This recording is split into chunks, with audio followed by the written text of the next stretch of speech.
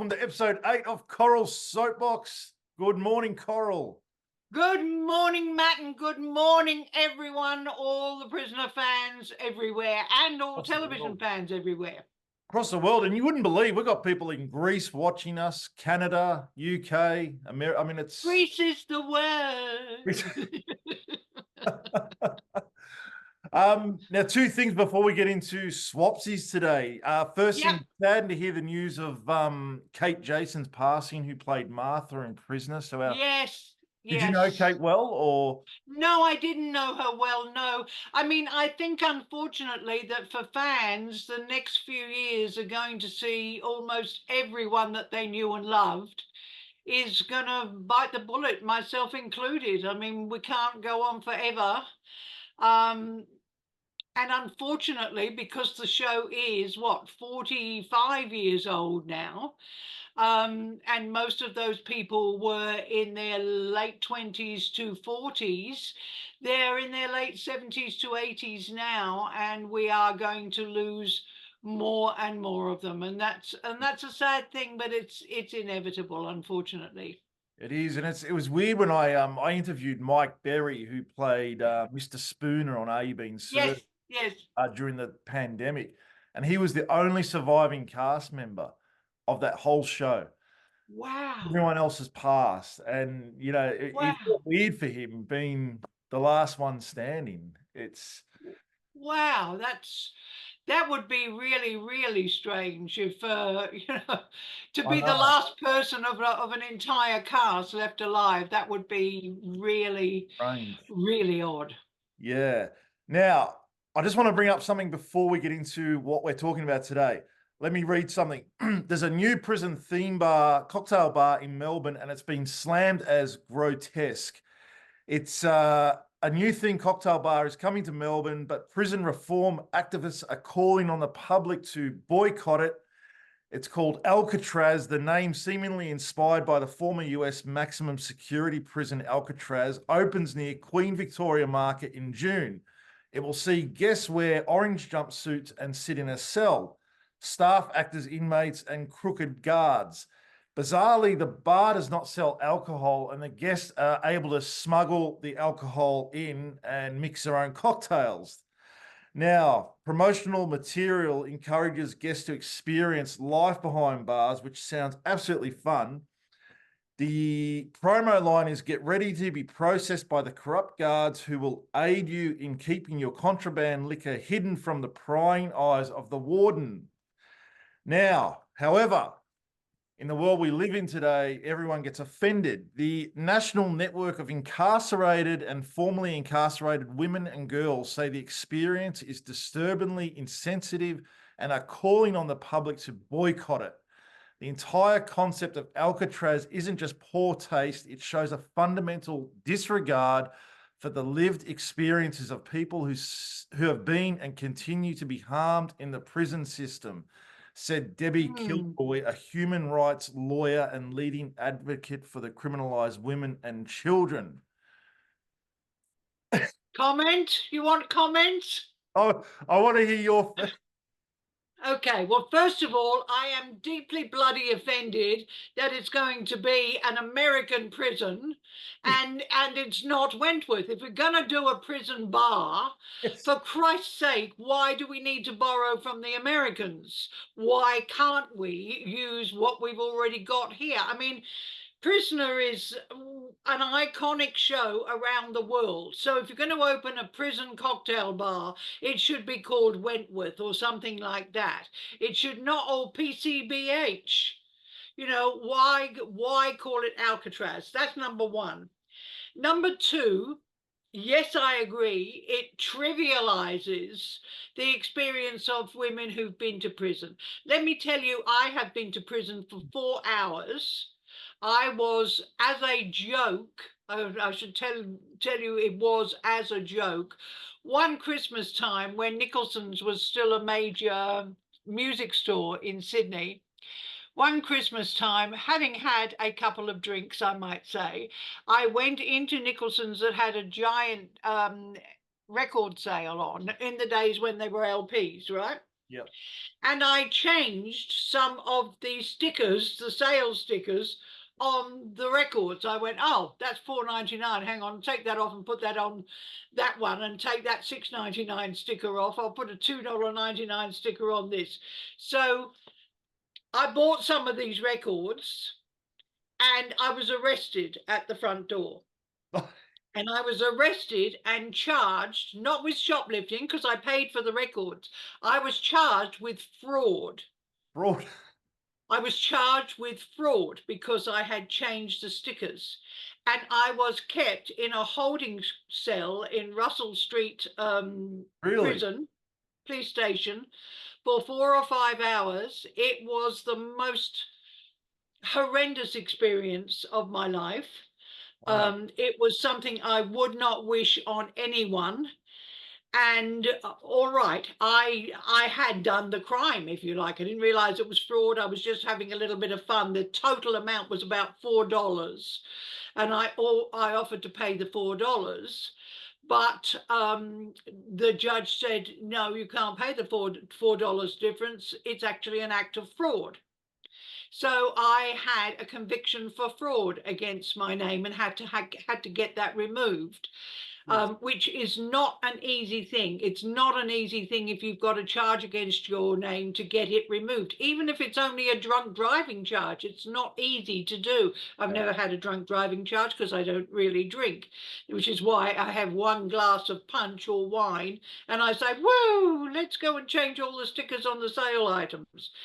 But anyway, it is a horrendous thing to happen to anyone if you are innocent or if you have never been in that situation before.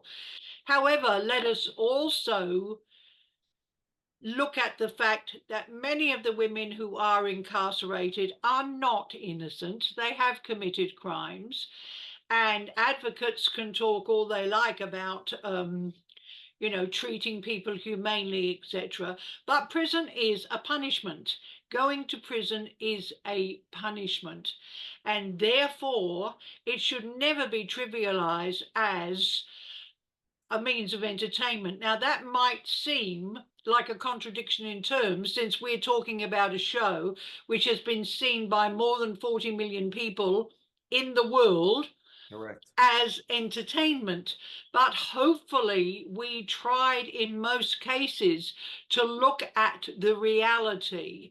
I think what was so different about Prisoner in its time was that we saw women being abused. We saw someone like one of the male screws, like Maury Field's character, can't remember the character's name at the moment, but right, but making them leave the bath with the toilet door open. We saw the kinds of things that went on. It was a very nitty-gritty series for its time. It did break all the rules in that it didn't show women being all beautifully made up and their hair done, and there were the odd characters like that, but by and large it was an earthy show which showed that prison was not a piece of cake.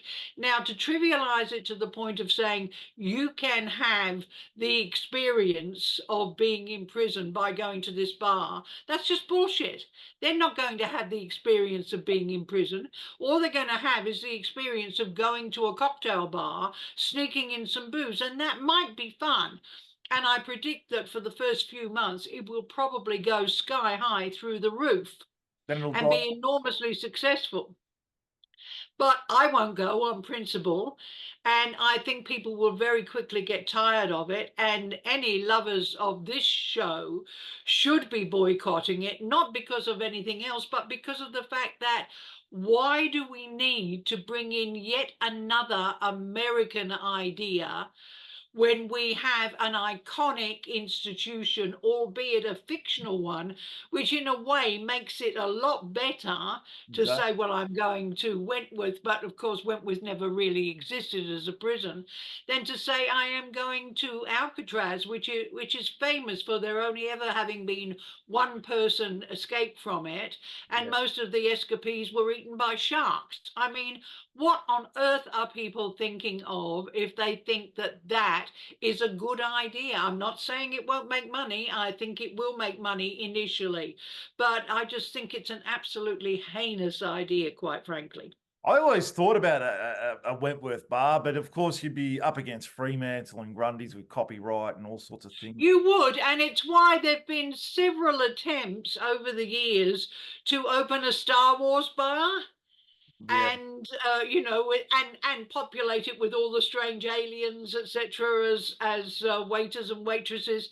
But of course, you come up against copyright from George Lucas and Yeah. the Star Wars franchise.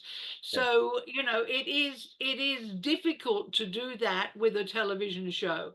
I think there was, in fact, a Cheers bar. I think they Yes. came to an arrangement, and there was, in fact, a Cheers bar. And Which coincidentally, the bar from the actual set just sold recently, the original bar for Oh, did it crazy really? money. Yeah, they had it and they sold it. Did you bid on it? Did I would have you come on loved that? Did you to. bid on it? I love that show. I love that show. Yeah, I know you collect memorabilia, so did you put a Yeah. bid in on it? No, I think we went way above. It was something like Oh, $80,000 or something. It was crazy. right, But I right. mean, we should get Debbie Kilroy on this program because I just can't see the offense personally. I mean, I think people just like to be offended just to be offended. It's People, look, there was a time, and in fact, I made a lot of money of this pre my television writing days. People used to come to my theatre restaurant in Melbourne to be offended. And in fact, one famous article about us um, started with the woman walking through the door saying, I hope I've booked for the right place. Is this the place you come to be offended? And I used to make fun of, because I was a big woman, instead of making fun of my own weight, I made fun of everybody in the audience all the women in the audience who were thinner than me. So they would get totally insulted. I would say we had with us tonight the president of the Itty Bitty Titty Club, for example, if there was a flat chested woman sitting down the front. So everybody would get offended, and they loved being offended. Um, and I think there still is a degree of um, clientele that find that great fun. The people who go to the Fawlty Towers type evenings, yeah, etc. They find that great fun, but there's always going to be some wowser, some bleeding heart liberal, quite frankly, who says, "Oh, that shouldn't be. That's you can't make fun of that." And as I say, my objection is it's American. yeah, Why? Why? Why are we still in uh, 2024 playing the Yank game when we have more than enough things in our own culture, in our own country, that we can, if you'll excuse the expression, take the piss out of? exactly. Why do we need to have an American? Is it a play on the fact that they'll be in orange uniforms and it's orange is the new black? But honest to God, I don't get it. I don't get why we need to have a prison cocktail bar which is American when we have a worldwide iconic show here that would have probably brought in more people, because everyone who came to Australia to do a conference for prisoner or a gathering or an event, they would have gone to the Wentworth Bar. They 100%. so I mean, no Americans are going to go to the Alcatraz bar. Sorry, because Alcatraz is not in Australia. It's in America. If it was opened in San Francisco, yeah, I could see the point in it. My major objection is, it's American. It's an American place. I know. Why do we need it in Australia? Exactly. And I mean, where does it stop? I mean, does the Shawshank Redemption, is that going to offend people now because it's a it's a prison movie? Like where does Well, it some things, there are people who um there are people who live to find fault with everything. In fact, I have a meme on my, I think most people know, but for those who don't, I have 170,000 Yes. followers for my meme page, Classy, Sassy, and Smart Arsey. And I have a meme on there which says, "Welcome to the internet. A person with no sense of humor, who is judgmental and knows very little about anything, will be with you shortly," because that's the way the internet works. Somebody comes and finds fault with everything. Um, and there are people, and we will not give him publicity this time by mentioning his name, but there are people who watch this religiously only to find fault with it and to damn you and I. Yeah. Thinks for some reason I ruined the show, despite the fact that it was ready to be cancelled at the time when I came in house. It was going to be cancelled, so there wouldn't have been a last 6 years of the show. But for some reason, just says, who can I pick on? Who's out there? Who's fair game? Oh, I know. I'll pick on Matt and Coral. Why not? And maybe they'll mention my name, and I'll have my 2 minutes of fame. So I'm still going to say fuck you, but I'm not going to mention your name this time. Yeah. I think we all know who we're talking about. Yes, exactly. But we're not going to mention his name. Yes. All right. Swapsies. All right. So let's get into it. Okay, all right. Can I just explain something first? Yeah. A lot of people still keep writing and saying, "Oh, it's a crime, it's criminal that they didn't have Lorraine Bailey, or they didn't have this one, or they didn't have that one. Some of the finest actresses never got a chance to be on Prisoner, bloody, bloody, blah."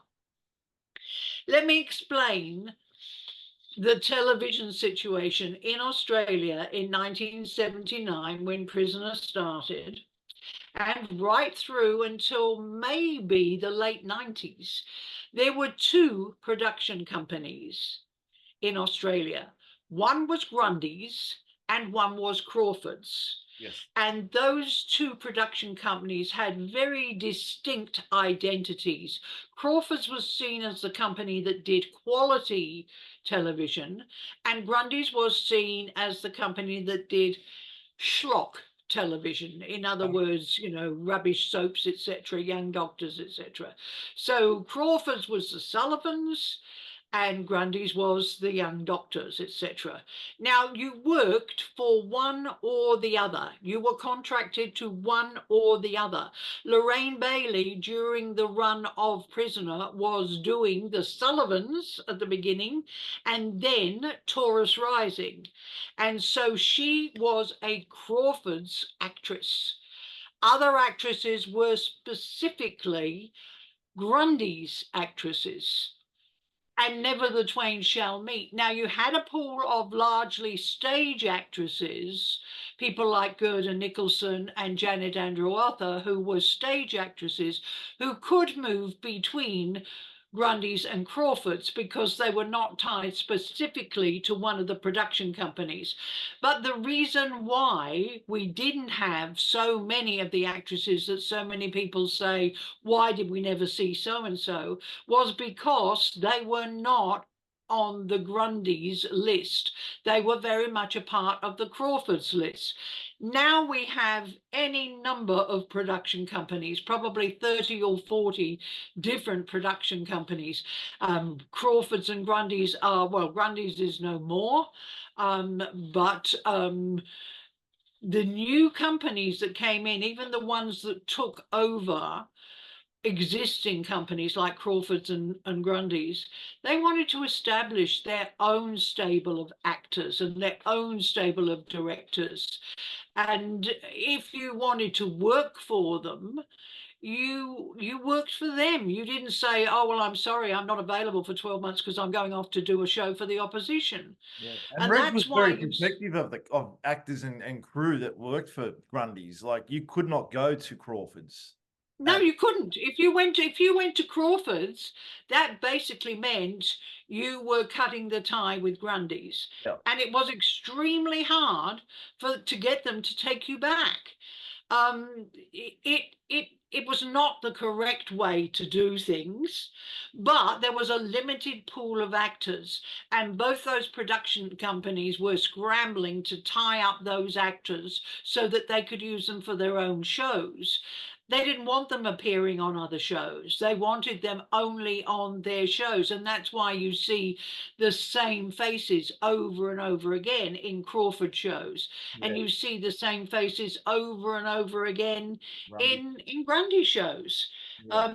It's because the actors or actresses or whatever you want to call them, I suppose it's all actors now because it's politically correct, but they were tied to one or other of the production companies. So there is no point in keep making posts about, oh, what a missed opportunity. Why did we never see Lorraine Bailey or whatever? We never saw Lorraine Bailey because Lorraine Bailey was a Crawford's actress. She Yeah. wasn't a Grundy's actress.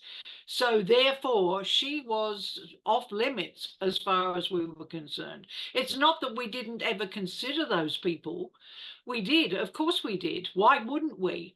But if someone is working for one particular company, they're not going to be working for another one. And there were very few shows at that time. I mean, later on, there were shows which were what we call in-house productions, like Arcade, which I was in. That was a Channel 10 production. And so therefore, because it was being produced by the network and not by one of the production companies, anybody could audition for it, and you wouldn't get in trouble if you were a Grundy's or a Crawford's person. Yeah. But if you were contracted to Grundy's or Crawford's for a show, they expected you to be available for the next show and the one after that and the one after that. You could not just say, well, I'll do a Grundy's show now and I'll do a Crawford show next year. And the exception at that stage was the ABC. You could work for the ABC because the ABC again was an in-house Yeah. producer. It made its own shows at that stage. Now, just like every other channel, it buys shows in from production companies. But in those days, it made its own shows. So hopefully that clears that up. And I won't have to read another 50 or 60 times, oh, what a crying shame. Why did they never use so-and-so? There's a reason Why? for all the things that fans think, well, they just missed the opportunity. No, we didn't. Yeah. We desperately wanted everything that you wanted. But the reality was there were certain things that we knew we couldn't have. It wasn't because we just never thought of saying, oh, gee, Lorraine Bailey, she's been in 3 hit shows. Why don't we get her? We couldn't. Yeah. And therefore, 40 years later, people are still saying, oh, there's a missed opportunity. Why didn't they do that? They didn't because they couldn't. Or we didn't. Did you ever because we suggest cast for parts? Could you ever go to the casting director and say, I've written this character, I think. Oh, frequently. And I mean, it was a lovely, lovely lady for all bar the last 18 months. So really, Jan Russ and I are friends now, and I love her dearly. But I knew her as a performer in a theatre restaurant situation rather than as a casting director, because she didn't come in until the last 18 months of Prisoner, and so therefore we only had a 4 or 5 month overlap.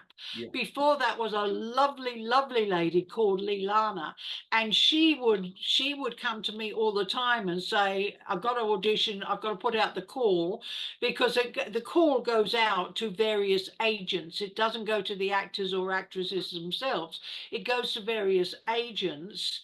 Who have you got that might be right for this? No, we've seen her already. No, she's played another major role.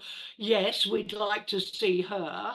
And then I would do, and it would be the first time ever done anywhere, I would do a special audition script. Up until that point, up until Prisoner, because Prisoner was so specific, and because it was pretty much 95% of the time behind bars in those cells, an ordinary taking one scene, which is what had normally happened, taking a scene out of a show and using it to audition actresses simply didn't work. So I started writing special audition Ah, scenes which would never ever appear anywhere in the show. wow. They were specifically to run the actress for that role through every gamut of emotion that we could possibly find that she might be called upon to play. And they would learn that scene, which would have only absolute, because if you take a scene out of a script, you're going to have more than one character talking. Whereas I would construct the audition scripts to have a minimal amount of somebody off scene who we didn't know saying, all right, so what did you do then? And then the character could go off into a long speech, which hopefully I would write to have them be first angry and then introspective and then sad or remorseful or whatever, so that I could see all of the different emotional range that they had, which they might be called upon to play, which you didn't have in other shows because it wasn't necessary. But when you've got women just locked in that set, I mean, if you think about it, apart from the time when we had the halfway house, which we know didn't work for ratings, what worked for ratings was that claustrophobic Prison. interior of the prison and the cells. That's what people tuned in to watch. Yeah. And so, because the drama was all inside those walls and was all around what the women were doing in an everyday situation, I needed to write absolutely separate scenes. And I would often say to Leilani, you know who I'm seeing in that role? And I would give her a name. I mean, Pixie is a classic example of that. I wrote Pixie for a friend of mine, an actress called Deanne Carsus, who I had worked with, and who I thought was terrific. And she actually used to do this little voice where she'd go, and then it was, and so I wrote this Pixie and called her Pixie because she was like a little pixie. Yeah. She did a very good audition. Judy McBurney did a better audition, and Judy McBurney was already in the Grundy stable of actors because she'd been in Young Doctors. Yep. So the powers that be said, we want her. Deanne was an unknown quantity. She'd done a couple of very small roles in movies, and she'd been with me when I was writing and directing the shows on Sitmar Cruises, on Fair Star, the Fun Ship. She had been on that for 6 months, and I thought she was terrific, and her audition was terrific. Yeah. But Grundy's wanted to use one of their own stable, and it's hard, which is a nice segue into what we're talking about today. It's hard to imagine anyone, once you've seen Judy McBurney play Yeah. Pixie, That's it's hard what to I want to imagine. talk to you about is Yeah, it's trying hard to, to imagine anyone else because that's how you've come to the character. But the character is what those actresses are playing. Now, if we take one of the most famous characters in the 80s and 90s on television, if we no, and I'm having an age blip now, so you can fill it in for me. If we take Jimmy McGovern's detective played by Robbie Coltrane. What was it called? Single word name. Can't think of it. What was the show? Come on. oh, Robbie Coltrane, big fat detective. Jake and the Fat Man. No. No. One word, a name. I can't think of the name. Quickly Google it. Quickly Google What it. was it? Jimmy McGovern. Jimmy McGovern, yeah. Or put in Robbie Coltrane. It was his name, was the name of the series. But to move on while you're looking for it, Jimmy McGovern had seen that character as him. He'd seen that character being a very short, small, jockey type character. When Robbie Coltrane auditioned for it, when Jimmy McGovern heard Robbie Coltrane was auditioning for it, he said, oh my God, no, he's totally physically wrong. He's just so wrong. And I'm trying to find, Coltrane's audition was so good. What's it called? I'm trying to find it. I can't find it. Put in Robbie Coltrane, detective. Goodness me, Matt. Detective. Um, he's passed It's away. a Oh, Cracker. cracker. Thank you, I've thank you, never thank seen you, that thank show you. ever. Oh God, it's an absolute seminal television show. You've never Wow. seen Cracker, No, 1993, 3 seasons. right? Well, you need to see Cracker. Okay. Cracker changed the face of television. Cracker literally, Jimmy McGovern's Cracker changed the face of television. Wow. But this brings us on to, I know a lot of the fans think, oh, it's the actress. So what I want to do today is, all right, we're calling it swapsies. I'm not suggesting that we swap actresses over. I'm just saying that we look at the major actresses that we've grown to know and love and examine what's character and what is actress. Now, the character is something that the writer or the script producer or the story editor, in this case me, creates. And that character has a backstory, where they came from, what they did, what they like, what they don't like, what their moods are, what they want and what they need, which are two entirely different things for all of us. We might want one thing, but what we actually need is something totally different. We might want $1 million, and what we really need is the approval of our mother or our father. So that's really, really important, because that will decide on the kind of content and the kind of stories that you give to this character. Now, once you have created the character goes out to audition process. And in that audition process, we pick the best actress or actor that we think for that character, the one who will cover the most range of emotions, the one we can use for the largest set of stories, the ones we can take anywhere. However, the better the actor or actress, the more pliable they are and the more they can play any number of characters, any number of them, which simply proves really actresses interpret, characters are created. Yeah. With the possible exception of Lou Siverson's Lou Kelly, because there was no creation of Lou Kelly. She just was an extra in the background to start with and gradually came further and further and further and further and forward. And I wrote Lou Kelly's character after Lou Siverson had established her on screen. And that's the one and only time I have ever done that. But she was so compelling that I took everything she showed me on screen and then created afterwards her backstory, etc., etc. So that's all Lou Siverson. And let's start with Lou Siverson, because in my mind, what roles do you think Lou Siverson could have played? Well, a fan called Benjamin Cooper said, "What about Louise Siverson as Kate Peterson and Olivia Hamnet as Lou Kelly?" I'm not sure we would have got the same quality Lou Kelly from Olivia, mainly because of her breeding.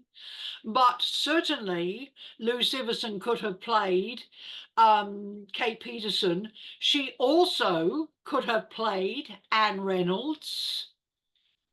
Yeah. Because she has a certain breeding about her, and I've seen her actually in a television series play a judge. Yeah, but that So was that Janus, I think it was called, from memory? yeah, Yeah. yeah. Yeah, she was great. So Lou Siverson is one of those actresses who, although she started as an extra with us, she is so versatile. She could have played anything.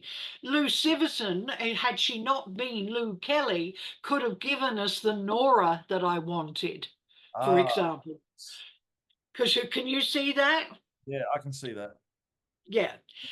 She has a very, very large toolbox. We talk about an actor's toolbox, so in that they can pull out certain characters from it. Sir Laurence Olivier, who a lot of the viewers will not remember because he was a famous classic actor and film star from the 40s, 50s, and into the 60s, but he used to work on the nose first. He would get the nose right. So he would get putty and he would work on the nose until he found the nose that he thought was right for that character. And once he'd found the nose, then he started building his interpretation of the character from that. But the character is always on the page first. The character is created by the writers or the story department, or William Shakespeare created all the characters. Now you might see 100 different actors play Bottom in A Midsummer Night's Dream, right from the time you were at school to going to Shakespeare in the Park. The character is always the character. It's not any of those actors that makes the character. It is the character itself that the actors interpret. So what are some of the famous ones that our viewers have suggested? Actually, before we do, can I ask you a question? Do you think? Yeah. Okay, so The Soprano, just going off, well, not off topic, but just as an example, they did consider Ray Liotta, who was obviously Henry Hill in Goodfellas, amazing actor. For the role of Tony Soprano. Now, obviously, James Gandolfini got it. Now, I read something where James Gandolfini would put rocks in his shoes in certain scenes where he had to be angry. Like the effort and lengths he went to for that character. Now, I'm not saying Ray Liotta wouldn't have gone to effort and lengths for that character, but do you think there's some actors could have, and on Prisoner, could have gone to a lot more effort for the character? The character could have been. I think they could, but you have to remember it was a 2-hour-a-week show, and time was limited, and very few of the actors would give it that kind of attention. I'll tell you one who did. I'll tell you one. I believe Louise Siverson did. I believe. Lou Siverson did, but also Diane Craig did when she played the nun. Oh, the nun, yes. Now, she actually studied up on Catholicism. She read the Catholic Bible. She studied nuns. She looked at the demeanor of how they walked, how they held their heads. She totally got into finding what about her, because Di is not a nun-like person, believe me. There is another actress who could have played Anne Reynolds. Yeah. Diane Craig could have played Anne Reynolds and played her beautifully, because she was, I hate to say it, but in inverted commas, a serious actress, in that her craft meant or means everything to her. Whereas other people maybe just would say, and I'm not going to name any names, oh, hey, I've got a television series, that's me set. And maybe not put the work in a sense of an ongoing situation. I mean, if you look, for example, Matt, at the idea of us seeing someone come into a prison and then 4 years later, they are still there in the prison, they are not going to be the same person that was admitted to that prison 4 years ago. 4 years is going to have changed them completely. 4 years outside of a prison changes all of us completely. So imagine what it does. If you go in there really soft and you have to be hard to survive, and then you find yourself becoming so hard that you don't recognize yourself and you scramble to try and get yourself back again, that is what we call an overarch for a character. Some actresses really didn't change in years in that show. They played the role exactly the same as they played it in their very first episode. They played it pretty much the same in their very last episode. And that's what I mean by either having a committed actress or actor, or someone who is, hey, I've got a long running television show, and capitalizing purely on that rather than seeing where they could develop the character, how they could develop the character. I mean, Annie Phelan, for example, who had played two minor characters, we could have put Annie Phelan in almost any role in that show and she could have played it. Yeah. She was that good an actress. And every single one would not have been Myra Desmond. They would have been whatever that character was. If you ever saw her play Monnie in Something in the Air, which was Kelly's show, of course, you wouldn't recognize her. In fact, many people did not recognize it was the same actress who they had seen as Myra Desmond. Yeah. And those are the kind of actresses you want. Maggie Miller. Oh, God, Maggie Miller. I actually, I want mean, to talk about Maggie, but just coincidentally, when you brought up Diane Craig, she was yeah, swapped for a character in E Street. So she, yes, Penny Cook was playing Ellie Fielding, I think it was, and then yeah. Penny Cook left the series, and they had Diane Well, I Craig. think Penny Cook went on to do Country Practice or something. No, no, And E Street was after a country practice, but oh, what's it? Oh, good yeah, but Lord. they brought Diana Craig in to play Ellie Fielding, Penny Cook's character. So I mean, similar Yeah, to Pippa Fletcher, Vanessa Downing, and Deborah Lawrence on Home yeah, and Away. yeah, Same thing. yeah. Yeah, Yeah. absolutely. And in fact, if a character, I mean, Deborah made that character her own entirely, Yeah. again, as Deborah does.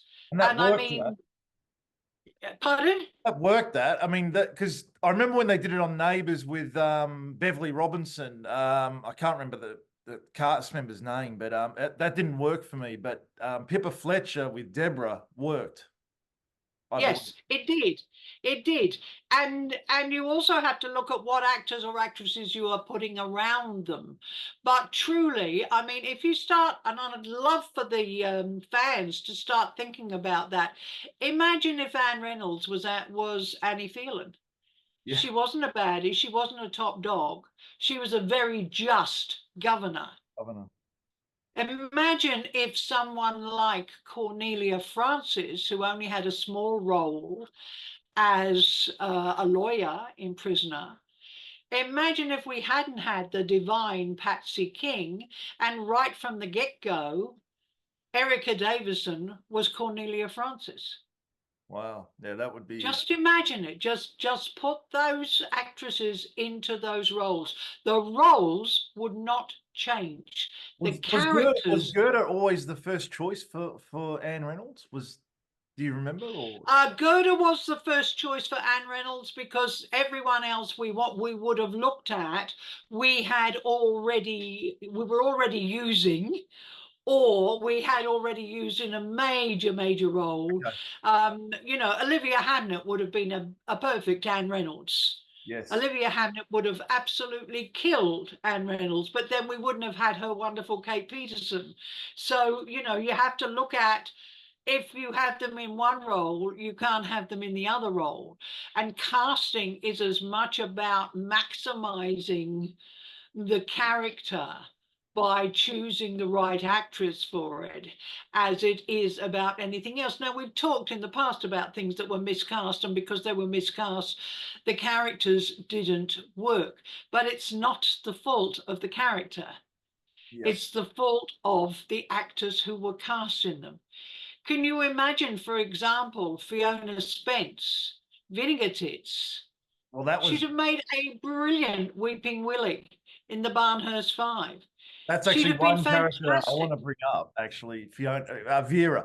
Now, this was my idea, and I thought Fiona Spence was amazing. So this is not to bring her down or anything like that. It was just an idea. Could you imagine Rowena Wallace as Vera Bennett in Rowena's later days in Sons and Daughters, playing that part of Yes, Vera?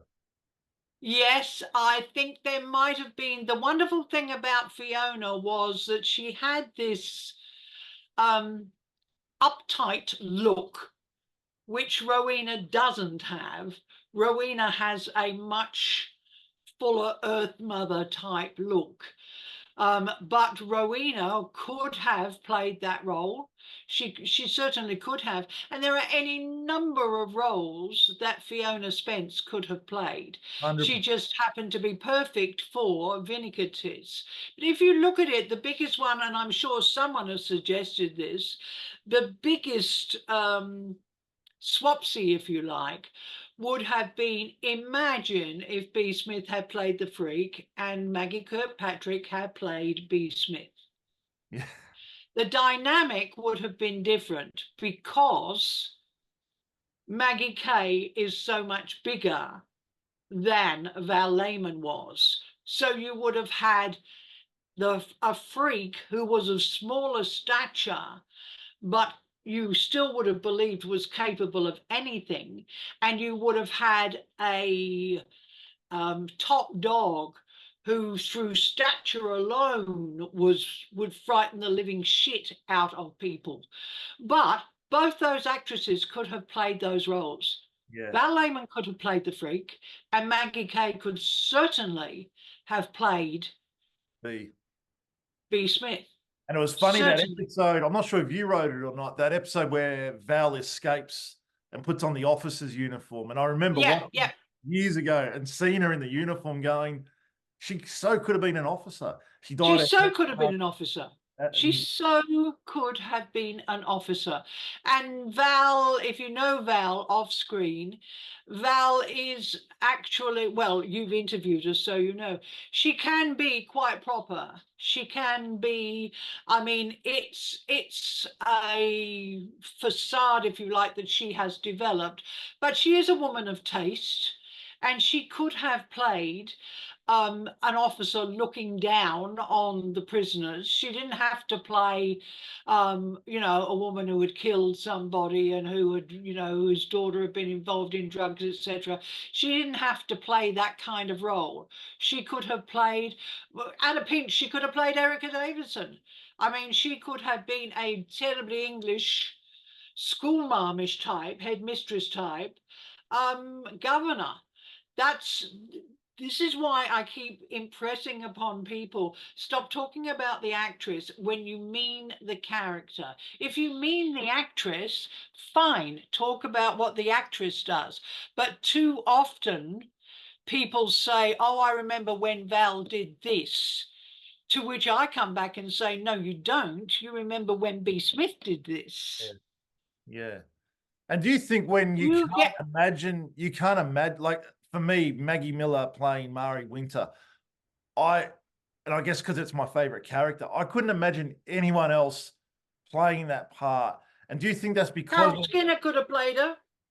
well, yeah, but I can't imagine that. No, of course not, because you've only seen Maggie Miller as Yeah, her. but do you think But that's because of Maggie the Miller job is a Maggie did with that character was so strong? yes, You can't imagine yes. anyone else playing it. But an actress can only work with what they're given. They can only work with, okay, I see, this is what, oh, she's done this, has she? Okay. All right, well, oh, right, she's from a slum, is she? Okay. All right, well, okay, so she had a husband who beat her. An actress can only work with what they are given. Acting is interpreting. Directing is interpreting. The only true 100% creative process is the writing. Yeah, but and Right, but and also by with that I mean creating the characters, developing the characters, putting them into stories, and then having a writer write them. That's the creative process. Everything else, from props to costuming to casting to how it's acted, everything to how it's directed, everything else is interpretive. It's interpretation. you The made that only character darker, if you remember, because I actually just recently watched some episodes. The last riot she did, yeah, where she drugged the Anne Reynolds and Victoria yeah, Nicholson. yeah. She got very dark, that character, and you wrote those episodes. I She did, was yeah, threatening Shane, Maggie Kirkpatrick's kid that she was looking after. She yeah, was out yeah. of control. She got very Yeah, dark. she got really dark because I felt she had such appeal that people were, I think it would have been about that time. You would probably know better than me when the film came out, but I think it was around that time, around 83, something like that, that Silence of the Lambs came out. And I was, and there were several other films at the same time in which people who were absolutely reprehensible human beings um, suddenly became almost heroes. And I really was concerned morally about that. And so I wanted, because she's such an appealing actress, Yeah. and because you sort of sit there and you smile and say, oh, go, go for it, I wanted to make her, to push her down, further down and further down, so people would actually recognize, holy shit, why are we rooting for her? She really is an absolute douchebag. Yeah. And I knew she could play it. I knew she could play anything. I mean, if I had to pick the people on that show who I would have kept forever and even created a new show for, I can tell you them on the fingers of my hands, and I created over 500 characters for that show. But the characters that I would keep, one I didn't create, Lizzie Birdsworth. I think that character is just the Albie, to have that wonderful old crone. And I tried to reproduce it with Dot Sparrow. Never worked because of the casting, just did not work. Also, you can't replace Sheila Florence with anybody. But I would have taken Sheila Florence, Janet Andrew Arthur, Lou Siverson, Maggie Miller, Carol Skinner, and Anne Phelan. And I would have known that I had probably, well, that's only 7. I could name 3 or 4 more, but I would have had a core cast that was so freaking good at their craft that the stories could go anywhere and do anything.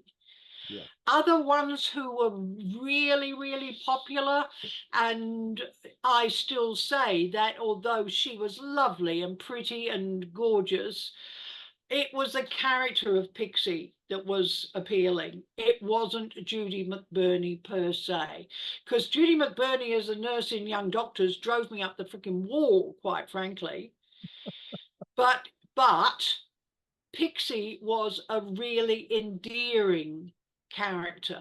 Yeah. And so no matter who played Pixie, she would have been an endearing character. It was the character, it wasn't the actress.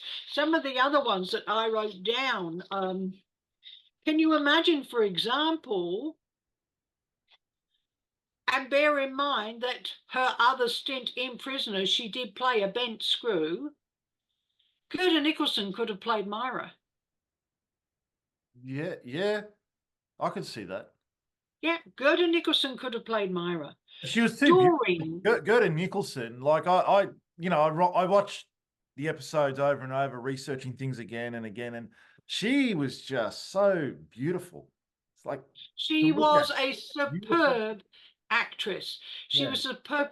I mean, I think I have said on here before, certainly I've said publicly before, I feel in a way that I did Janet Andrew Arthur a huge disservice in writing Reb. Really? Because once she was cast and she had this beautiful hair down to her bum, and she was so beautiful, and I went and saw her in the play about T.S. Eliot's wife, in which she played, it's called Tom and, oh, it's gone. I'm having a bad day today, Matt. I'm sorry. You'll have to keep jogging my memory. But I went and saw her on stage and thought, oh my God, this woman, and she was only young. She was in her 20s. She is the most exquisite stage actress. And of course, from the point of playing Reb on, she's been in a variety of television soap roles. Yeah. And that is such a tragic loss to the theatre. Now, Janet would probably say, not a loss to me, because I worked for 20 something years and I've earned good money instead of starving trying to be a stage actress. But theatre is my first love, always has been, always will be.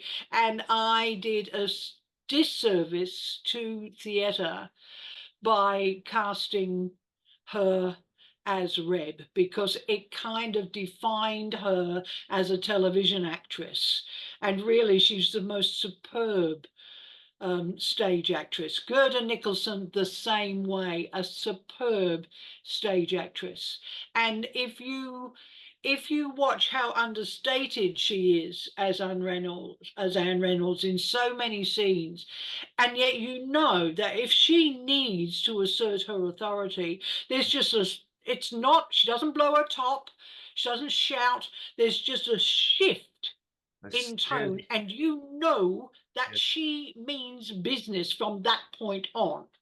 She's wonderful. She was just wonderful. So, yes, there were other names mentioned, but thank God we were already using them in other roles, and we had Gerda. I mean, it's absolute tragedy that we lost her like she did. Now, Yeah. imagine this. Judith McGrath, one of my favorite, she should have been on my list. Judith McGrath, play anything, anything, as she proved when she went into All Saints playing Ronnie. She could play anything. Judith McGrath could have been a top dog. Yeah. Colleen, the woman who played Colleen Powell, could just as easily have been Bea or Myra. And was that you Very that made her character so well developed? I mean, obviously, when she Yeah, started, yeah, I did. Look, she was another one where she was a what we call a daily. Now you can use a daily, you can and you can have a daily or you can have a 50-worder. A 50-worder cannot go beyond 50 words. A daily can speak, but only in one scene in that episode. we'd be no good as dailies. No, you and I have been no good at all. We could not stick to 50 words. But I saw something in Judith McGrath that I thought, wow, she's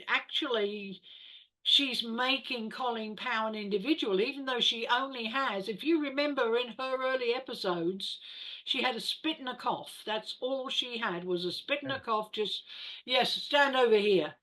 Yes, sign the register. I mean, she virtually did nothing. And I thought, what a bloody waste this is. So I developed the Colleen Powell character so that we could get good use out of her. But, you know, the more you think about it, the more you can see her as Myra or as, oh, well, even Bea. I could see her as Bea.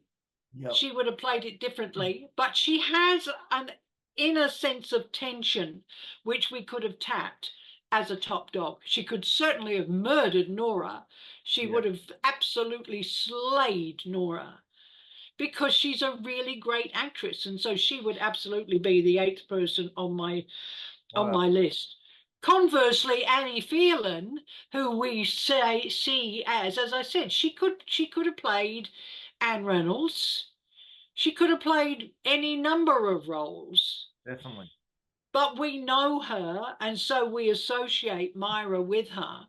Yeah. But a really great actress can interpret any sort of character. People I would have loved to have had in the show, but we could not get them because you have to remember also that although television started in the 50s, we weren't making that much drama until the 70s. In the Yes. 70s, we suddenly started making our own drama. And people thought, oh no, television drama, that's rubbish. We don't want to be involved. I would have loved to have had Robin Nevin in a role in Prisoner. I would have absolutely loved it. And again, there are any number of roles that Robin Nevin could have played. We never had her, and this is about people who were in the show playing other roles. So I won't go through them, but she would have given us any number. She could have been an Anne Reynolds. She could have been a Vinegar Tits. She could have been a Kate Peterson. She's just that good an actress. So when we got a good actress, We desperately wanted to hang on to them. When we got a Maggie Miller or a Carol Skinner or an Anne Phelan, there's no way in the world we wanted to let them go. I mean, Grundy's just had a belief that no one was bigger than the show, and no one was bigger, and the show wasn't bigger than the company.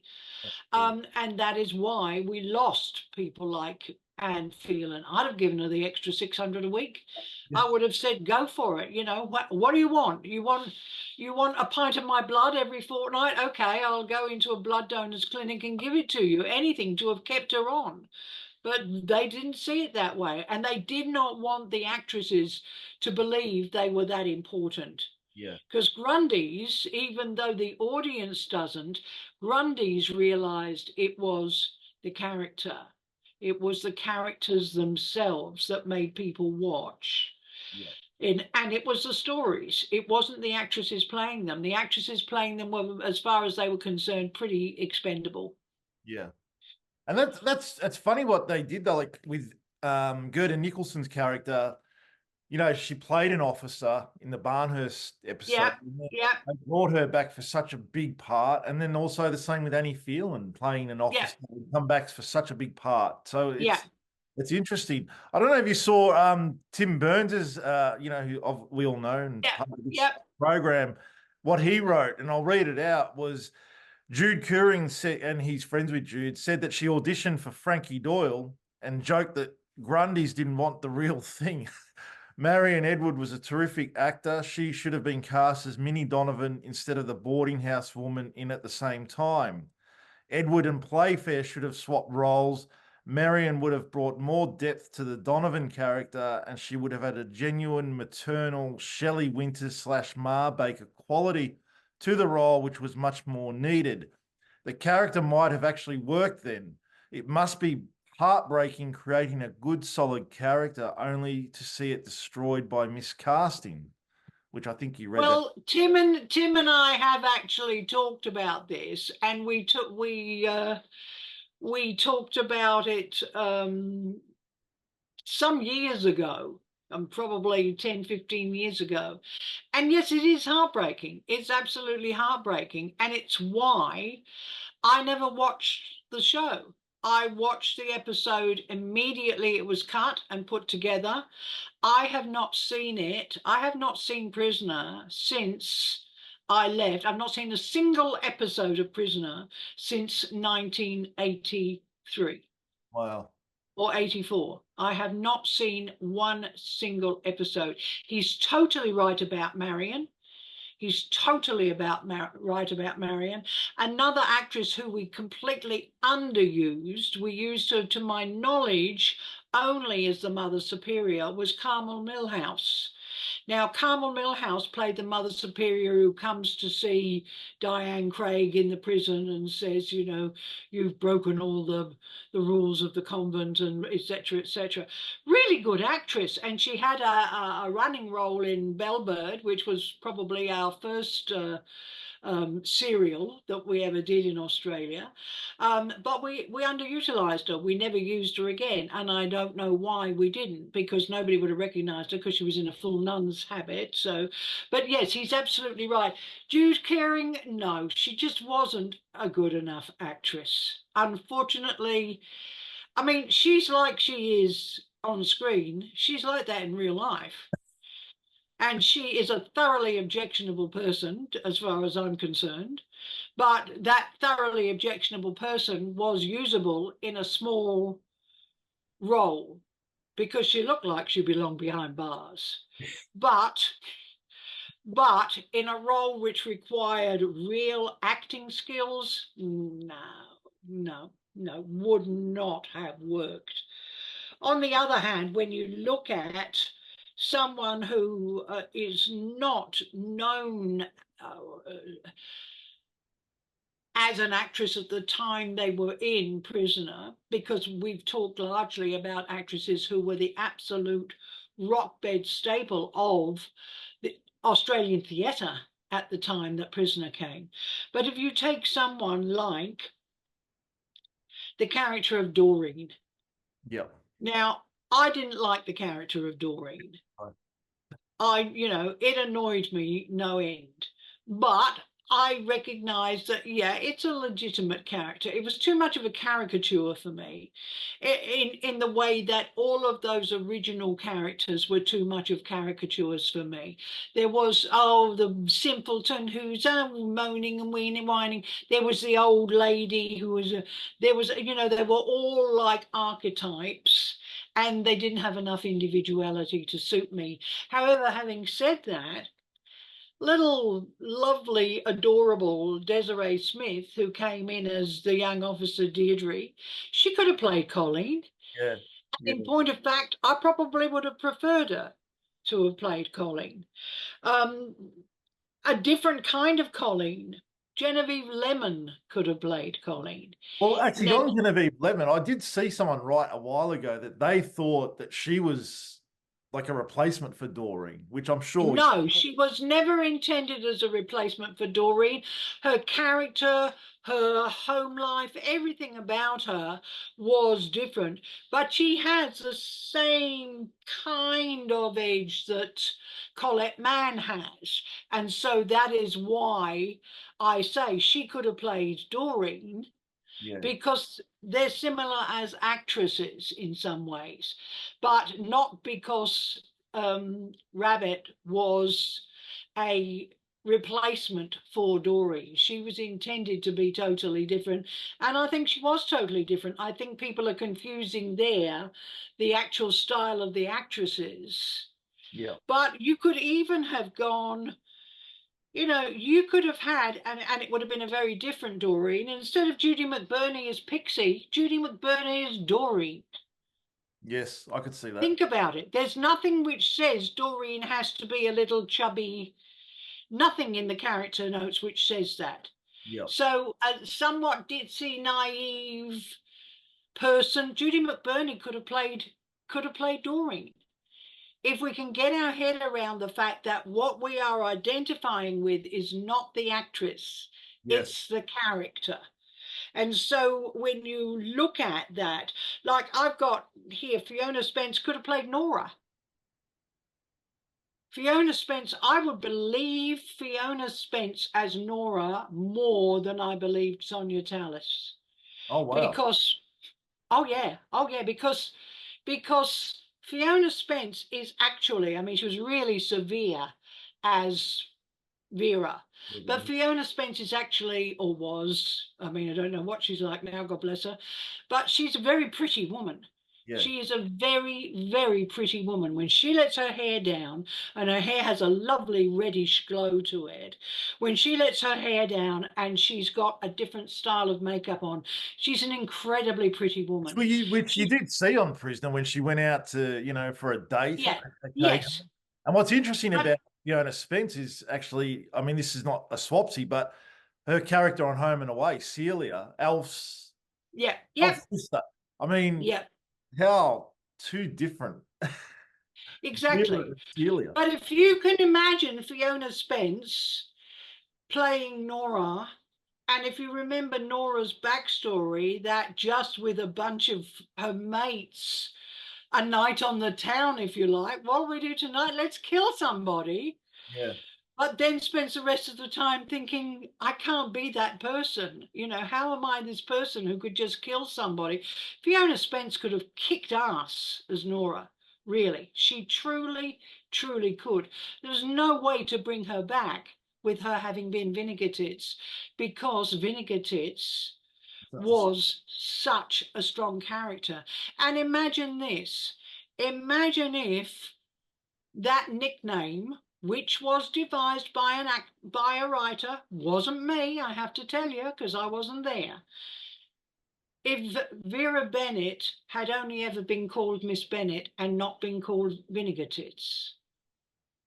Yeah. People identify that character with Vinegar Tits. Why? Because she had this sour look on her face the whole time.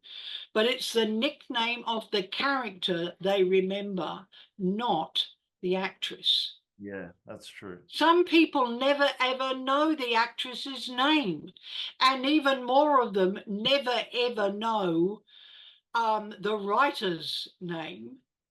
Yeah. I looked up something on what's it called? ED. IMDb, Yeah. which was, it said complete cast and crew for Something in the Air, right? Because I was looking up what role Anne Phelan had played on Something in the Air.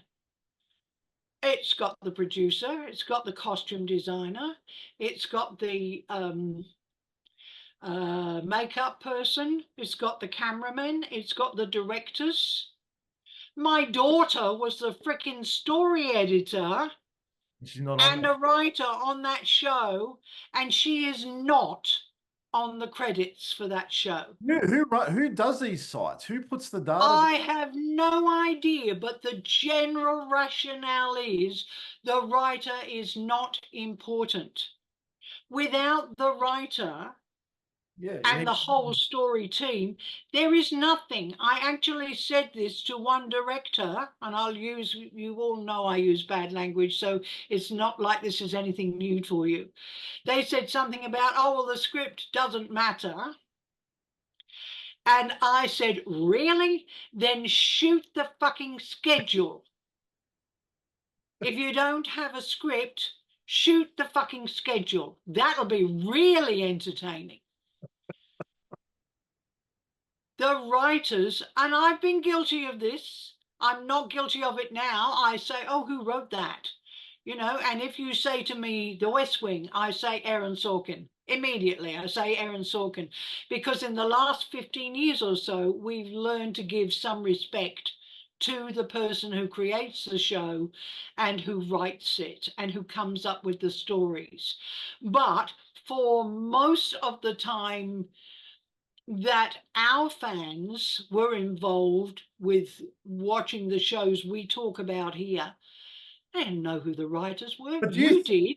but do you think that's because of the way the shows were done back then? Like, obviously, Reg Watson created Prisoner, was there for one episode, then left, and then Ian Bradley took it Yeah. over. You came in. There's all these different people. Whereas something like The Sopranos, David Chase created and wrote the show. Sons of Anarchy, Kurt Sutter Yeah. created and wrote the show. From the Now you start, have also, generally speaking, the person who creates the show, it becomes what is now a position, which was actually what I did, but it didn't have that title then, showrunner. yeah, You know, and the showrunner now is across everything. The showrunner can say, I don't want that director for that episode. yeah, It's the wrong director. yeah. Piss him off, give him another episode down the track. Yeah. Yeah, controls everything. But it wasn't that way. And it wasn't ever. I mean, you know, the opening credits of Prisoner always said, if I wrote it, written by Coral Drouyn. Yeah. And yet we had some Wally a couple of weeks ago correcting me on a whole heap of stuff and saying, I've never heard of you. Well, even if you've never heard of me as the story editor or a storyliner before that, he surely, if he watched the show, must have seen 90 times, because that's how many episodes or part episodes I wrote, my name written by Coral Drouyn. That shows you how much attention, and that Wally wasn't born when Prisoner went to air. He wasn't even born, and he's correcting me and saying, oh, yes, but this is certain. I'm saying that's not the way it happens. Yes, it is, because I saw an interview with Annie Phelan, and she said, and I'm saying, Anne Phelan doesn't even know. Actresses get their scripts. They come in, they do their lines, they negotiate their contracts. They know sweet FA about anything else that goes on. They don't know about so-and-so sick. We've got to rewrite 4 scenes today. Within the next hour, we've got to rewrite those 4 scenes and take that actor out because they're not here. Or we can't use them. Or guess what, folks? The contracts haven't been signed. Now we've got 2 days to put together a flashback episode. Yeah. With no computers and no way to look up research other than to do it manually. Actresses don't know that stuff. People like yourself make them. Oh, it's my daughter and I can't answer it. So hang on, I will. I'm sorry about this. Once again. Answer it. Kelly, I'm in the middle of a podcast, darling. Hi, Kelly. Bye. Yeah, you were one of the exceptions who, for whatever reason, wanted to know who wrote the thing, who wanted to know who's behind the stories, wanted to know how does that get to happen. But most people don't. They want to be entertained for 45 minutes plus commercials. They don't care who wrote it. They Yeah. don't know the names of any But screenwriters. They go and see I'm their favorite fascinated film. with, like, I'm fascinated behind the scenes. Like, even just recently, Seinfeld, with one of my all-time favorite shows. I Yeah. found all this behind the scenes stuff, these documentaries they did, and it's fascinating listening to the writers and the script editors, like just seeing how it all came about and how they set the sets up and how it all. Because that's your mindset, Matt. Your mindset is, although, well, on the fringe of it, you are a creative because of what you're doing, but you have a creative mind. You could have, if the circumstances had been different in your life, you could have been part of a writing department. You could have been one of my storyliners straight out of school, I, which, you know, back in the 80s, we did not, well, you couldn't have been because you'd have been too young, but I mean, you know what I mean. You could have, when Kelly came along, I refused to hire her because she was my daughter, and I knew that everybody would say, oh, she's putting her daughter into the story department. I think it was Mari Trevor, who was the producer, who said to me, the kid has a brilliant story mind, and are you going to keep her out of the story department and out of writing simply because she's your daughter? So I devised this test. We were looking for storyliners, right? We had what's called a scene breakdown, which is what the writers worked from, which tells you who's in the scene, where the scene takes place, and what is in the scene. You know, Judy confronts Myra in the corridor. They talk about such and such and such. They're interrupted by the freak who tells them to get back. So it virtually tells the writer everything that's in the scene, right? But it also tells you what number scene it is and where it comes in the episode. So I devised a test for anyone who was auditioning to become a storyliner. And I cut off all of the heads of the scenes so they didn't know where the scene happened ah, or what number it was in the episode. And they had to put the whole episode in order and put back the scene headings of where they thought the scenes would happen. And of course, there's various choices. Could have been the rec room rather than the hallway, for the corridor, for example. So they've got some leeway. But in terms of structuring the story for maximum impact, there's only one correct answer. yeah. And that's what we came up with, because we often swapped scenes around and said, no, that scene would be better if it went before because it puts extra emotional stakes on the scene coming afterwards. Kelly was the only person who passed that audition 100% and put every scene in the right order. She'd never seen it before. And I had to say, okay, you're right. She does not deserve to be kept out of a job simply because she's my daughter, but you have to hire her. I'm not hiring her. Wow. And Mari Trevor said, no brainer, she's hired. And Amazing. that was how her career started in television. And as I said, I think last week, she's doing a new detective type series. She's doing another series of the Under the Vines, and she's also now had the offer and is going to be doing the development on an American series. Oh, wow. So she is perhaps my finest creation. She's got 5 times the career that I ever had, but she wouldn't have had it if I had stuck to my guns and said no. Would she have gone somewhere else and had a career? Maybe, but I tend to think she would have been so shattered that I wouldn't take her, that she would have done something else instead. So, I mean, it works the same way. Nobody knows the writer, but unless you've got the right writer, Yeah. You haven't got the right script, and having the right actresses if you've got the wrong script. Now, if you take, for example, Ros Gentle playing those two roles, Brandy and what was the other one's name? And come, Oh, Brandy and oh my gosh. we're both having a good day today, aren't we? God, I got so much in my head. Let me look it up. Brandy Carter and oh, I'm gonna look it up. Keep going Dear. while keep going. Well, she could have played Reb. She could have given us Laura Gardner. Laura. She could have played Reb. She would have given us a brilliant Reb Yeah. and left Janet Andrew Arthur to do theatre.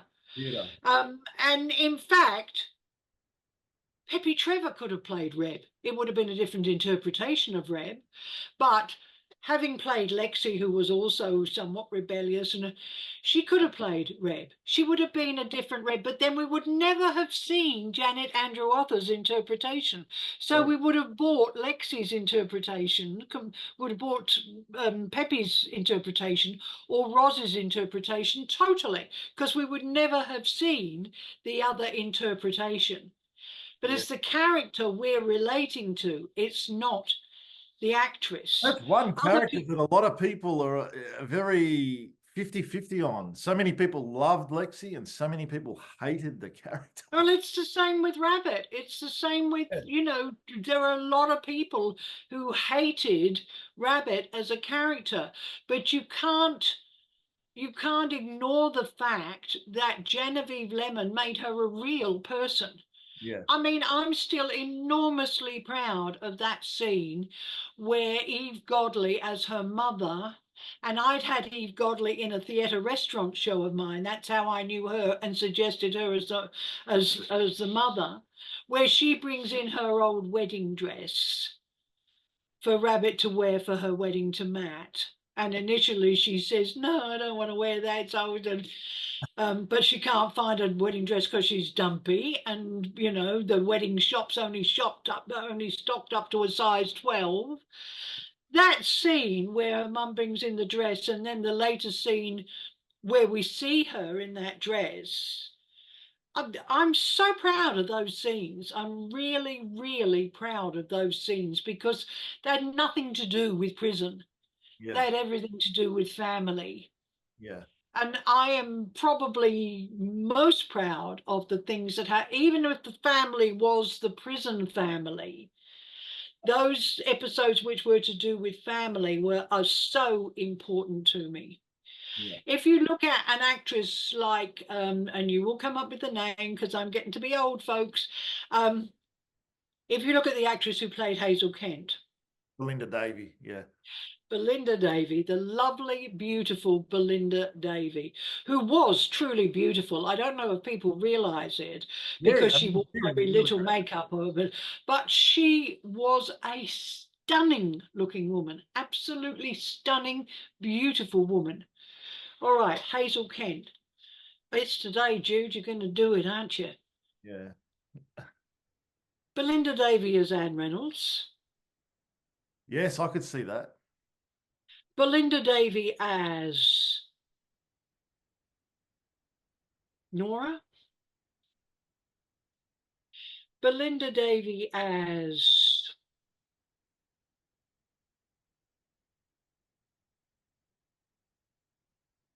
Pauline Powell.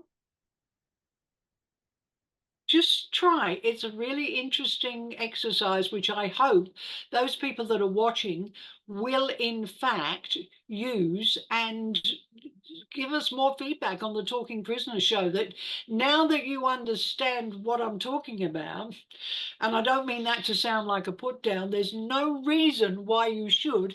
And if you did while you're watching a program, then you're not fully involved in the program. Because I have to tell you, I don't look at a program when I'm watching a program and say, so-and-so could have played that part. Yeah. So-and-so would have been good in that. Oh, why didn't they think of swapping those? I don't do that. I just get absorbed in the program and I either love it or I hate it. I've got a hate-love thing going on with Eric at the moment. Are you watching Eric? No, what's Eric? Eric is the new program on Netflix, which stars Benedict Cumberbatch playing a puppeteer who has a major children's show on TV, but he comes from a very, very well-to-do family, and his son disappears. Now, his son has been creating this new puppet called Eric, which is like a monster with blue patches all over him, and the Benedict Cumberbatch character, who I think is called Vincent, he is feeling guilty because he hasn't encouraged his son, and so he actually gets in his head, he what's the word, anthropomorphizes this puppet, so that we actually see this 6 foot high monster following him around and speaking to him, and him saying, "Shut up, you think I don't know that I did that?" Now, the scenes with Benedict Cumberbatch and the puppet are absolutely brilliant. The scenes with the police looking for the son and what's going on between the cops, I could not give a stuff about. So there is a classic case where this is a huge show. It's the #1 show on Netflix at the moment, I have to watch it. where you've got Benedict Cumberbatch, who I think is one of the great actors of this generation. He is absolutely compelling. The monster is 7 foot furry monster, looks like something from where the wildebeest are, is wandering around behind him saying, "You stuffed up, you screwed it up, no wonder your kid ran away." And those scenes are absolute magic. And then you cut away to these fairly boring New York Police Department scenes. It's like there's two different shows going on, and one of them I love, and the other one, That's but I interesting. never ask who wrote anything. I have a couple of others. Well, there was one Maxine, I mean, yeah, Samson go on. Samson McKinnon, who is coming to the event this year. He said Wally Wallace and Ted Douglas swap. That would have been a very good look and interesting. I can't see it, but I'm not sure what you think Well, about look, here you've got Alan Alan Hopkins, Hopgood Ian Smith. and Ian Smith. Ian brought to that role, because that role again was not fully developed because it was never intended to grow as big as it did. Did you hear Ian's Ian story brought about that Ian. role? Pardon? Did you hear Ian's story about that role? Why that role? The actor didn't turn up on the day. So That's he right. So he stepped in. Yes. Oh yeah. I didn't know you were talking about that. You didn't know that before he told you. no, I didn't know that. No, before he yeah. No, I mean it was only meant to be a bit part. And Ian had worked with me in theatre restaurants that I had in Melbourne, so we knew each other well. And Never did say who the actor was that didn't turn up either. So I don't know. I can't remember who it was, but um, Ian was a music theatre person. He wasn't a straight actor.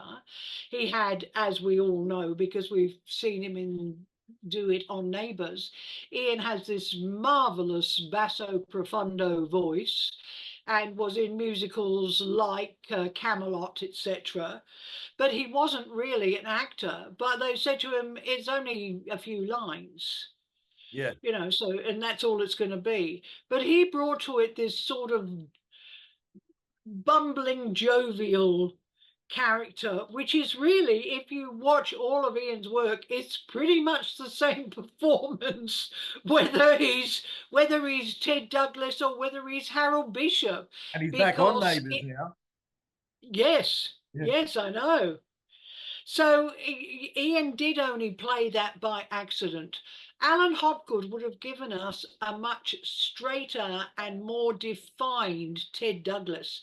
But Ted Douglas would never have become a major character had it not been for the fact that Ian brought this kind of bumbling stupidity, typical public servant who didn't know what he was doing, quality to the role. So in fact, the role expanded because it was Ian. Yeah. Um, Would it have expanded had it been Alan Hopgood? Well, Alan Hopgood's a very, very good actor, also a good playwright, also wrote some episodes for us on Prisoner. That's right. So Yeah. he would have given us a totally different interpretation. Would it have been better or worse? I honestly don't know, but it would have been very different. It would have been totally, totally different. But when you look at someone like Maxine, God bless her, and she's such a loss, um, and she was not used kindly over the years. She was exploited and she was taken advantage of. And that is very, very sad because she was always quite a vulnerable person.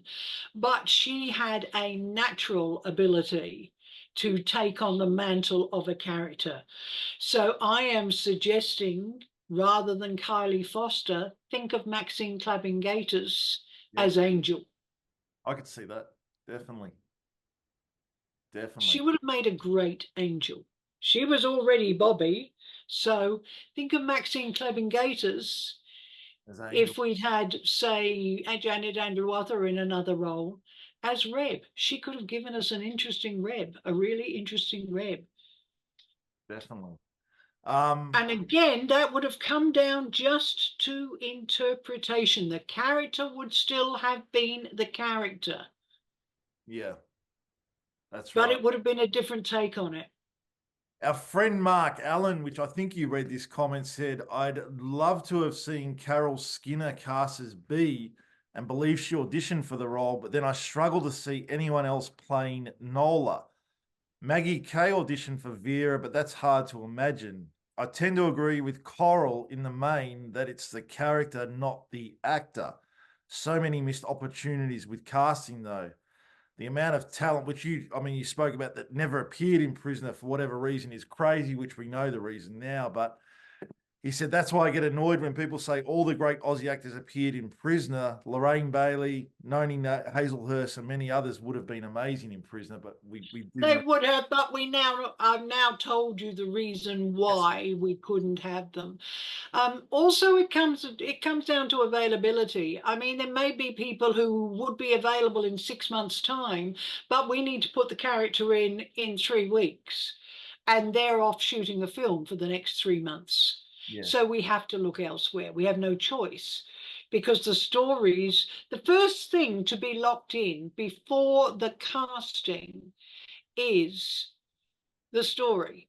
That's the first thing to be locked in. It starts with the story and the character starts with the story. If you have an actor in mind and then you cannot fill that role, well, you're in deep trouble because can you hold off the character for 3 months? Mostly you can't. And sometimes you will not make casting mistakes, but you will just turn down someone who then turns out to be, well, this I tell this story against myself, right? Chris Hemsworth auditioned for one role on Home and Away when I was at the helm as script producer of Home and Away. I turned him down. You turned him down. I turned him down. I said, he's totally wrong for this role. He's not what we need at all. Now, he subsequently went into a role in Home and Away, but Yeah. it was a different role. He was totally wrong for the role they wanted him for. Wow. And they said, oh, well, couldn't we make him this and couldn't we make him that? And I said, no, he's not, and I actually said at the time, he's superhero type. Look at him. He's He become the can't superhero. play. And in fact, an actor who was a dancer called Kip Gamblin played the role on Home and Away and then went over to England and was enormously successful on, I think, Emergency or some show over there. But he was the right look and he was the person we would believe in that character. We would not have believed Chris Hemsworth in the character. So once again, it comes down to character, not actor. Is Chris Hemsworth a superstar? You bet your ass he is. I mean, he's probably one of the top 10 names in Hollywood today. but I turned him down because he wasn't right for that character. Okay, wow. So I have to live with that, don't I? Actually, just on Home and Away for a minute. I read an article yesterday, and I forgot to send it to you, that everyone's up in arms about the latest storyline for Lynn McGranger, Irene. Oh And God, what am I giving her? no, they're giving us some storyline that's been done 3 or 4 times on Home and Away, and the fans are just going out in protest about it. They think it's ridiculous. What would Coral do if she was thrown into the writers' room of Home and Away in 2024 with Irene? All these Well, years later. I'm I throwing you on the certain spot. I certainly wouldn't be looking at giving her a story that we'd done 3 or 4 times before. I would be saying, what haven't we tackled with Irene? Now you've got to remember, I have not seen the show Yeah. since I left in 2022, or no, 2002 rather, or 2004, I think I left. So I haven't seen the show since then. I don't know. Do you watch it, Matt? No, I don't watch it. No, okay. So I don't know, but what I would have given her as a major storyline is one of two things. One, she met both of them with the same starting point. This is where you can take a story in 2 different directions. Now, this may have been done, so please, if there's any Home and Away fans, remember I have not seen it Although for let's 20 years, so I don't know whether or not they've done this. I would have had Irene go in for online dating. Now, she would have met several guys for coffee dates, as I did many years ago. And I met my beloved who died recently on rsvp.com. I was Um, RSVP. Wasn't there on RSVP. there was an article, wasn't it? There was an article There was an article that's right. about Tony and I. We were they'd only been going, I think, 2 years or something Yep. like that when we met. We met on 2002, in 2002 on RSVP.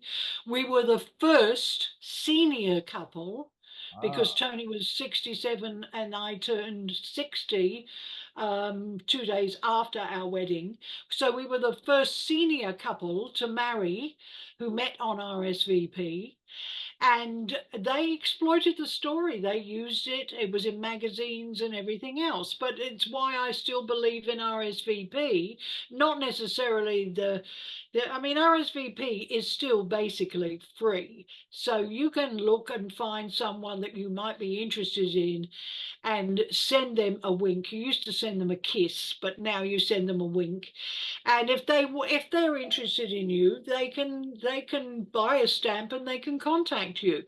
But you know, this signing up for $400-500 for eHarmony or any of this lot, forget about it. But I would give, as a starting point, Irene starts dating on RSVP.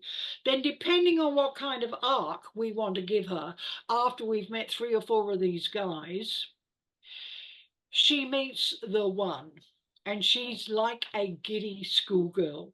She's falling in love for the first time, as far as I know, on the show. yeah. And she's prepared to throw in everything for love. I might never get another chance at my age, Giles. You don't want me to turn it down, surely. Then I would have gone one of 2 ways, depending, and this is all coming off the top of my head now, Matt, so if it doesn't make a lot of sense, I'm sorry. It's so far. Then I would have given her one of 2 arcs. Number one, the guy is a scammer, and she finds herself being taken, but she doesn't see it initially. All of those around her see. Can't you see? Oh, look at Darcy, only needs $500. That's all. What's $500? If you care about someone, you just give it to them. But it gets worse and worse and worse. And Irene is in danger of losing her house. And Alf is trying to get this guy to back off. But in the finish, Irene sees the truth and she somehow traps him and brings him down and gets all the money. That's one version of the story. The other version of the story is she and this bloke have my story. They fall in love. But then he says, I have to break it off. And she's devastated until she finds out through another character who maybe knows him or has seen him at the hospital. He's terminally ill. He's going to die of cancer. And he shouldn't have gone on RSVP in the first place, knowing that he was terminally ill, but he just wanted the chance to see if the one was there for him. And he meets Irene, and Irene says, I don't care. I don't care if we've got a week, a month, a day, a year, 10 years. I don't care. Whatever time there is, I want it with you. And we follow that relationship through for a couple of months, have her nurse him through the end stages, and then have stalwart, gallant Irene pick herself up after he's gone and says, I'm still here and I've got to live. Now, there's a story for Irene. Amazing. Off the top of my head. Yeah. And that's why, regardless of if a tennis player is interviewed after a tennis match and says, I played a brilliant game today. I really had him on the ropes right from the start. I served fantastically. My backhand was working. Nobody says that's ego. Nobody says, oh, what a big-headed person. It's just you know what your strengths are and you have belief in yourself. And when you exercise those strengths and it works, you're entitled to get credit for it. I've just given you two versions of a story off the top of my head, and that story works. I defy anyone to say either version of that story doesn't work and wouldn't work for Irene. It would. And if I walked into the story department tomorrow, that story would be scripted within a couple of weeks. It's what I do. I'm a storyteller. That's what I do. I didn't develop it. It's a gift I got given. Definitely. You know, but am I going to say, oh, thank you very much for saying I came up with some nice stories? No, I'm not. I was the best at my time at what I did. That's why they put up with me throwing tantrums or being difficult to work with, and that's why I was asked back on most shows after they had said, oh, we can't cope, go away, or I quit. Please come back, because I was the best at what Home and I away, did. headhunted you. I mean, it just shows how good you were. You were Yeah, I was the best, and you know, and I'm not now. I couldn't go back and do it now. I could come in as a consultant, and they say, we need a story for Irene quickly. What have you got? What did it take? 2 minutes? Yeah. 2 minutes to come up with a good workable story, which I might add would give you at least 6 to 12 weeks of content for that character. Definitely. Because that's the other thing. You can't come up with a story which is used up in 1 or 2 eps. Yeah. It's a waste of time. Yeah, But my brain thinks of what's a story which you can get the maximum out of. On the one hand, it's in both cases, it's Irene triumphant, either triumphant over a scammer who's played with her emotions, as has happened so many times to so many women who I know, or as someone who genuinely, at the end of this man's life, falls in love and knows what it is to lose your true love. Either one of those stories is a ratings getter and a good story for Irene. And if there is anybody from Home and Away watching this podcast and they want the story, it's negotiable. It's negotiable. Yes. Well, I've given away so many stories that have ended up on air in various shows, including some American shows, which I have never received a single penny for. Why? Because I don't figure that the stories belong to me. They just come to me, like that one did. And so I've said, you want it, you can have it. But since Home and Away treated me so badly, want the story, you can have it, but it's going to cost you probably $1,000 or something. So, and isn't that the great thing about where we are now in 2024? I mean, you go back maybe 15 years and there's all these creative people out there, they've got so many different ideas and they want to go somewhere with it. And it's like, no, you can submit it, we'll look at it, but we may already have that idea, you know. Yeah, there is no hope for Kelly's already getting to the stage in her early 50s where she is being considered a dinosaur. She's old. Really? She's really too old to be writing things. And I said to her, if you're a dinosaur, what does that make me? She said, well, Mum, you're lucky. You're a legend. Yeah. You're a legend. So you've gone beyond dinosaur status. You're a legend. Most people, when I say, well, my mother was Coral Drouyn, and I saw her last week, say, is she still alive? Because they think and they certainly don't think I can still come up with stories off the top of my head like that. They don't think I can Need to do stay that. around longer because we've got heaps of stuff we've got to do with this podcast and other We things. will, Yeah. we will, and I'm so looking forward to being down for the event and for you and I taking some time. I'm going to come down for 4 or 5 days, I can't and and for you and I taking some time to get some stuff happening.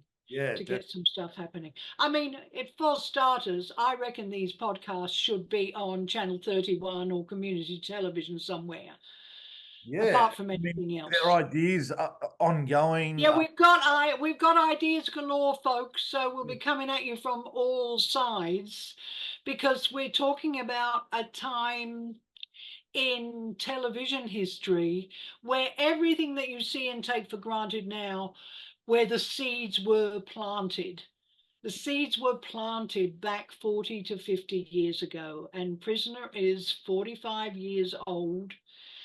I can understand why some of the actresses don't want to be interviewed about it, Yeah. because it was just another job to them. It was never ever just a job to me. It was my life, Yeah, and it's still my child. definitely. And people can say, oh, well, it's not the same since Denise Morgan stopped writing. It wasn't the same show. No, it wasn't, because it wasn't Denise Morgan's show anymore. It was my show. Yeah. And if you didn't like what I did with it, then why the fuck did you watch for 5 more years afterwards? It wasn't the same show when my stuff started going to air. And that's even for the people who loved the last year. They have to remember that they were already into filming that last year, but when the last of my episodes went to air, it was the very next contract period between Grundy's and Channel 10 when Channel 10 said, no, we're pulling the plug. Yeah. They knew, but the audience didn't, that the show was going to take a dramatic turn into places where I wouldn't have taken it. And I was running out of steam. There is no doubt about that. I was dealing with a daughter in her teenage years, my younger one, who was having a really hard time. I was dealing with a partner who was a full-blown bipolar sufferer who would not take his medication, and so vacillated between periods of absolute mania and complete and utter depression, suicidal depression.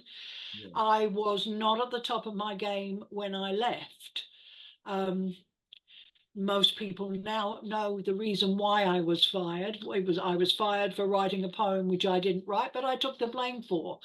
But in my heart, I have to say that some part of me was saying, I can't do this anymore. Yeah. And that I engineered my own demise. But you can think I'm big-headed, you can think I'm extraordinarily vain, and you can be like that person we frequently tell to get fucked but now won't name anymore, and think I ruined the show. But the fact is that show had more than 5 years extra time it would not have had it not been for me. And at that time, I was the absolute best at what I did. Definitely. And that's just simply a fact. Definitely. And I think that's probably a good place to wrap. We can wrap. And so for next week, we are going to discuss, actually, before I'm going to contact the National Network of Incarcerated and Formerly Incarcerated Women and see if they want to come on with us next week to chat about this prison bar. Oh, And, they'll take up all the time, Matt. well, you know, it'll be fun. Okay. I'm sure Okay. they'll come on. And what's your idea for the next topic? Okay, we concentrate on all the female characters, and the show's set in a female prison.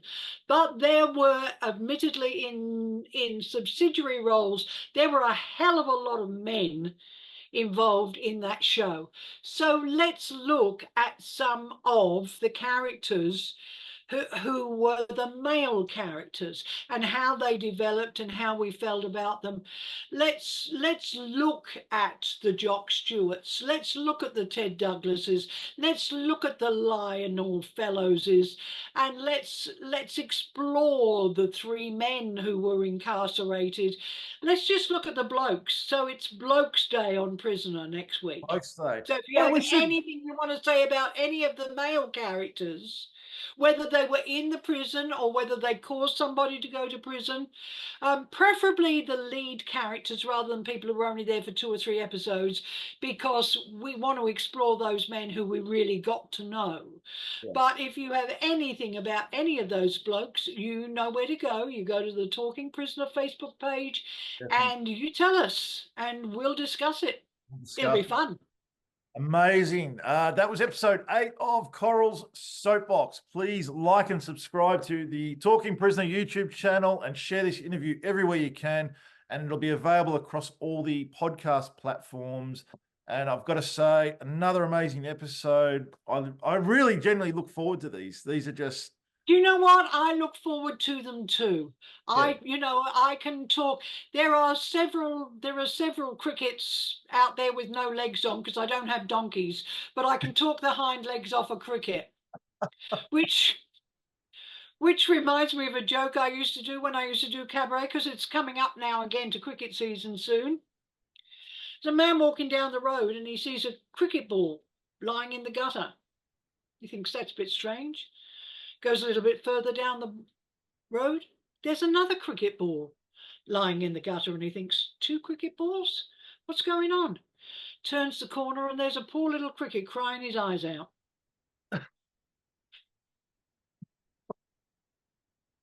I know, it's dirty.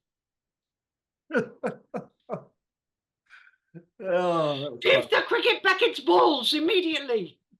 what's his balls back?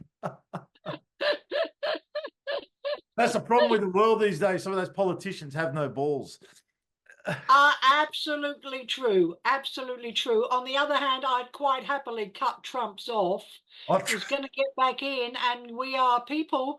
If you have no interest in politics, start taking an interest, because I think come November, you are about to witness the demise of a world power and democracy.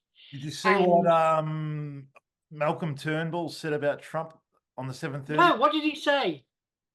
Former Australian PM Malcolm Turnbull is concerned Donald Trump will be even more bullish if he returns to the White House. Well, we know that. Trump will be surrounded by more yes men and yes women more than ever, and he will feel untouchable because he will have done the impossible and got himself re-elected. He just raised $30 million at that Las Vegas. I know. And let me tell you that the American Constitution, he will do away with the American Constitution. So it won't be a question of, oh, well, it'll only be there for 4 years. He will be like Putin. He will be there until his death if Americans don't keep him out. If they keep him out, my guess is, rather than go to prison on one of the other charges that he will be convicted on, you will see him take that private plane and whatever money he can scam, and he will disappear to some country from which the USA has no extradition. Epstein Island. And he will end up becoming president there. We could talk for hours on the mess and the madness that is America at the moment, but I'd much rather talk about prisoner. No, definitely, but I mean, it's crazy. I mean, but that's all it's him and Biden. I mean, you look at Biden is. Look, that there is a way in which the Democrats could win 90% of the vote tomorrow, but unfortunately the person will not run. Yeah. And that is to put Michelle Obama on the ticket, the most popular first lady ever in American history.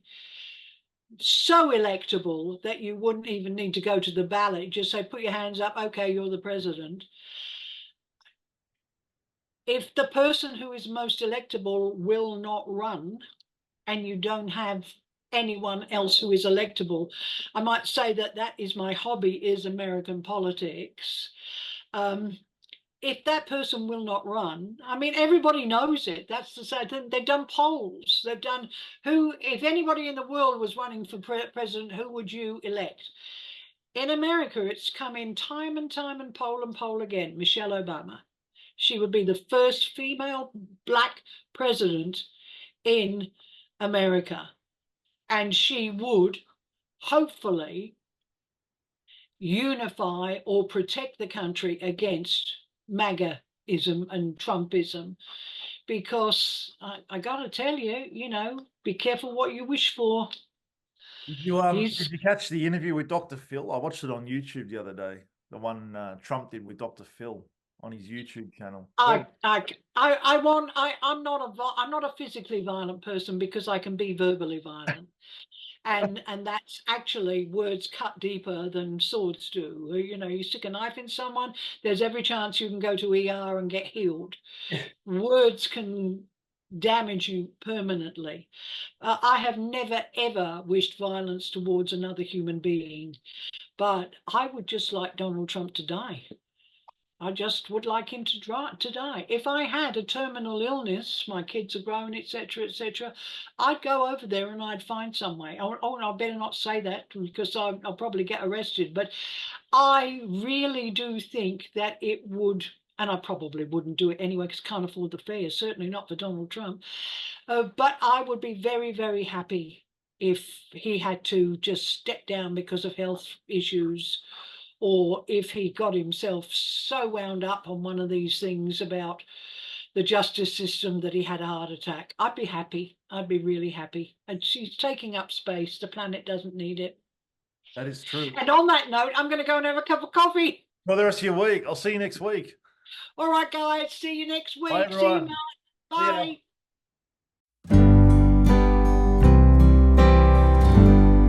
I used to give her roses. I wish I could again, but that was on the outside, and things were different then. We'd build our world together, sharing all the love we'd known, till I had to face the nightmare, waking up alone. On the inside the sun still shines, and the rain falls down, but the sun and rain are prisoners too, when morning comes around.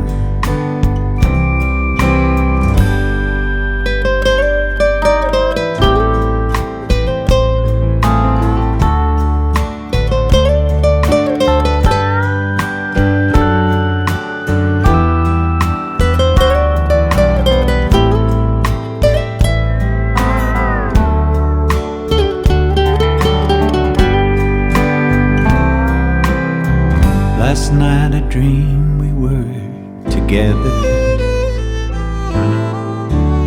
sharing all the love we'd known, till I had to face the nightmare, waking up alone. On the inside the sun still shines, and the rain falls down.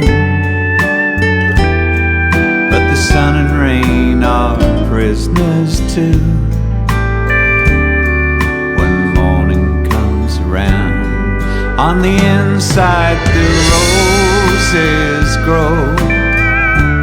They don't mind the stony ground, but the roses here are prisoners too. When morning comes around, I used to give her roses. I wish I could again, but that was on the outside, and things were different